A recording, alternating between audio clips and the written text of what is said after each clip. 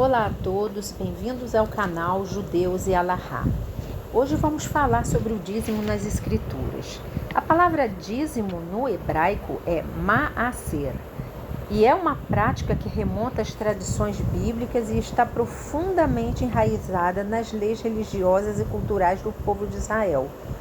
Como eu falei, a palavra ma'aser significa décima em hebraico. Ou seja, seria obrigação de destinar 10% dos rendimentos dos produtos agrícolas ou dos bens a um propósito sagrado. O dízimo era historicamente uma prática comum entre os israelitas, porque foi estipulado na Torá. Então, nós vamos ver aqui como a Torá trata desse mandamento.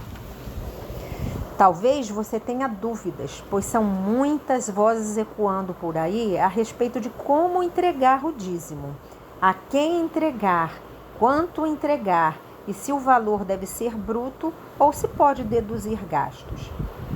Primeiro nós vamos aqui tratar de como era o dízimo nos tempos bíblicos para saber como aplicá-lo nos dias de hoje. Porque a base de instrução deve ser as escrituras e não o que alguém determinar por aí. Aliás, as escrituras devem ser a base de instrução para qualquer área da nossa vida. O livro de Números 18:24 diz: porque os dízimos dos filhos de Israel que oferecerem ao Eterno em oferta alçada, tenho dado por herança aos levitas, porquanto eu lhes disse: no meio dos filhos de Israel, nenhuma herança herdareis. Então, meus queridos, está escrito que os levitas que serviam no templo e não possuíam terras próprias deveriam receber o dízimo das colheitas do povo como sustento, porque naquele tempo o trabalho era agrícola. Isso garantia subsistência aos levitas. Os levitas não receberam terras quando Israel conquistou a terra de Canaã, porque eles foram designados para servir como sacerdotes do Eterno. Mas não fica só por aí. Além do dízimo destinado aos levitas, ele também era destinado a outras causas, como ajudar os necessitados. Existe na Torá alguns tipos de dízimo, e esse é o assunto que nós vamos tratar aqui. Vamos ver então? Primeiro, vamos tratar aqui do primeiro dízimo. O nome é Ma'aser Rishon, traduzindo para o português, primeiro dízimo. Ma'aser Rishon representava 10% do que o israelita retirava da colheita e era dado ao levita, que, por sua vez, retirava 10% e dava ao Cohen. O que é levita e o que é Cohen? Vamos ver. Levitas eram os descendentes da tribo de Levi.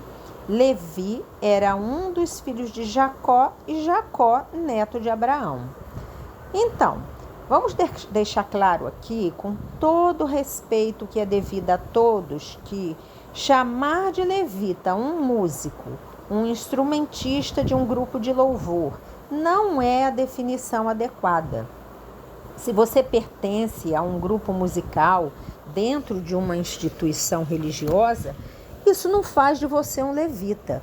Isso é um ensino que não se harmoniza com a Torá. Levita é aquele que é descendente de Levi. Não é um cantor, não é um músico. Aí você pode dizer, mas os levitas não cantavam no templo? Sim, eles cantavam no templo, com certeza. Mas o termo levita significa aquele que descende de Levi. Eles não eram chamados de levitas porque eram cantores ou tocavam instrumentos, mas porque eram filhos de Levi.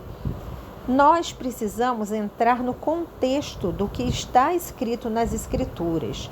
Os levitas eram sacerdotes que oficiavam no templo. Então, falamos sobre os levitas e agora eu vou explicar o que é Cohen. Cohen era um descendente de Arão. Era um levita da linhagem de Arão. Então, falamos do Ma'aser Rishon ainda há pouco e agora nós vamos falar do Ma'aser Sheni. Isso tudo para que, ao final, nós possamos entender o que é o dízimo e como deve ser dado o dízimo. Então vamos lá, Maaser Sheni, ele é o segundo dízimo. No primeiro, no segundo, no quarto, no quinto e no sétimo ano do ciclo sabático, o agricultor retirava 10% do restante da colheita e levava a Jerusalém, onde era comido. O que é ciclo sabático, né? Eu falei sobre ciclo sabático e vamos explicar o que é ciclo sabático. O ciclo sabático era o sétimo ano contado a partir do momento em que o povo de Israel, o povo hebreu, conquistou a terra de Canaã. Ou seja, cultivava-se a terra até o final do sexto ano. Mas no sétimo, a terra deveria descansar. Ela não poderia ser cultivada e isto era por determinação do Eterno. Quando terminava um ciclo de 7 anos, aí começava então tudo de novo. Então a entrega do dízimo estava ligada ao ciclo de 7 anos, que ele é chamado de Shemitah. Mas havia também um outro dízimo, o Maaser Ani. Nós falamos do Maaser Rishon, do Maaser Sheni e o Maaser Ani agora. O Maaser Ani é o dízimo do pobre, do necessitado. No terceiro e sexto ano do ciclo sabático, ao invés de levar-se o Maaser Sheni ao templo sagrado, este era dado aos pobres, aos necessitados. Isso demonstrava a responsabilidade social do povo de Israel, e isto foi determinado pelo próprio Eterno. Vamos ver em Deuteronômio 26, versículo 12. Então, está escrito lá: quando acabares de dizimar todos os dízimos da tua novidade, no ano terceiro, que é o ano dos dízimos, então a darás ao estrangeiro, ao órfão, à viúva, para que comam dentro das tuas portas e se fartem. Então, você viu que o Maaser Ani, o dízimo do pobre, era uma ordem dada pelo Eterno.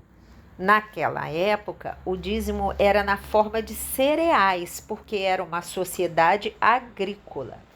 E hoje em dia, como o judeu faz para entregar o Maaser? Bom, no momento não temos o Beit HaMikdash, ou seja, o templo, pois você percebeu no decorrer desse estudo que o dízimo estava ligado ao templo. Ele era levado ao templo, também dado aos pobres no terceiro e sexto ano. Mas o templo foi destruído pelos romanos no ano 70 da Era Comum. Mas mesmo assim, os judeus ainda hoje têm a responsabilidade de entregar 10% dos seus ganhos doando. Então, nos dias de hoje, muitos judeus continuam a praticar o dízimo de várias formas, seja em doações monetárias a necessitados ou em apoio a instituições de caridade e sinagogas. Essa prática é vista como uma forma de expressar gratidão pelas bênçãos recebidas e promove justiça social e solidariedade entre os membros da comunidade. Portanto, o dízimo no judaísmo não é uma questão financeira apenas, mas também um compromisso com o bem coletivo, ajudando a quem precisa.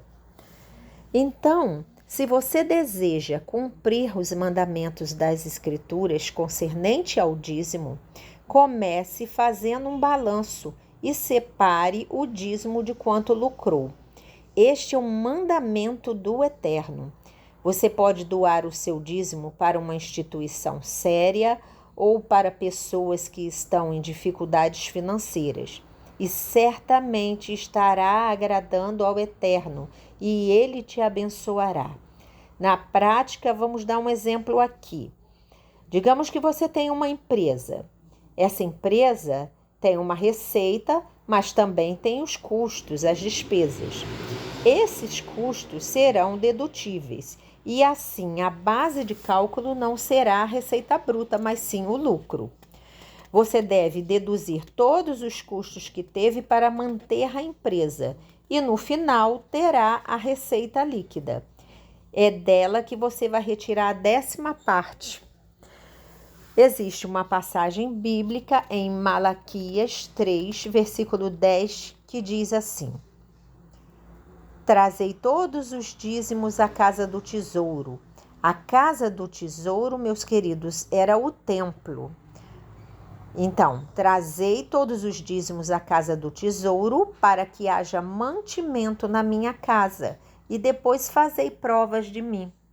Diz o Eterno dos Exércitos: se eu não vos abrir as janelas do céu e não derramar sobre vós uma bênção tal, que dela vos advenha a maior abastança.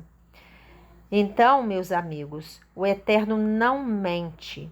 Faça um teste com ele. Comece a abençoar pessoas com o seu dízimo, e certamente você será abençoado por ele. Mas doe para instituições sérias e para pessoas que estejam em dificuldades, e as janelas dos céus serão abertas para você com sustento, com saúde, com paz, além da alegria de poder ajudar alguém. E finalizando por aqui, se ficou alguma dúvida e eu puder ajudar, pergunte nos comentários. Se você gostou, curta, comente, compartilhe, não custa nada. E se inscreva neste canal e aperte o sininho de notificações. Fazendo isso, você estará me ajudando a alavancar este canal e a propagar mais assuntos de Torá. E eu desde já te agradeço. Até a próxima. Tchau, tchau.